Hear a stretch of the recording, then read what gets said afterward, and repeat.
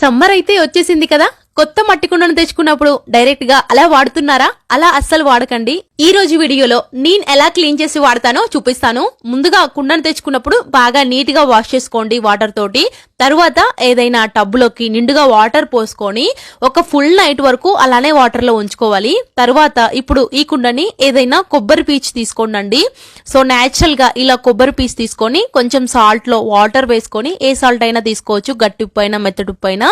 So ఈ salt water తో కొబ్బరి పీచు పెట్టి ఈ విధంగా లోపల బయట సాల్ట్ వాటర్ తో కడిగారంటే కుండలో పోసిన నీళ్లు మట్టి వాసన అనేవి రాకుండా ఉంటాయన్నమాట.